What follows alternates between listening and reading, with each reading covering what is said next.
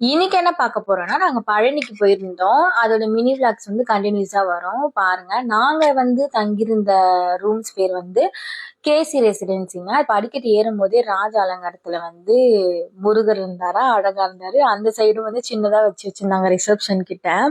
இப்ப வந்து நாங்க போனது வந்து சீசன் டைம் இல்லன்றதுனாலயோ என்னவோ தெரியல. ரெண்ட் பாத்தீங்கன்னா 1000 rupees தான் சார்ஜ் பண்ணாங்க.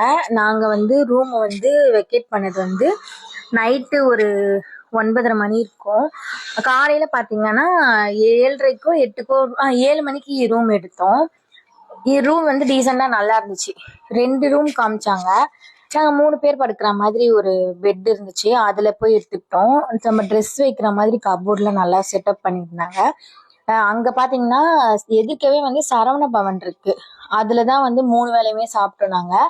சூப்பரா இருந்துச்சுங்க. டிஃபனும் சரி, மத்தியானம் வந்து மீல்ஸும் சரி, எல்லாமே சூப்பரா இருந்துச்சு. நைட்டும் வந்து அங்கதான் சாப்பிட்டுட்டு அதுக்கப்புறம் வந்து நாங்க கிளம்பி இருந்தோம். சாப்பிட்டுட்டு வந்து மலை ஏறதுக்காக போயிட்டு இருக்கும் போது சின்னதா வந்து வியூ இருந்தது.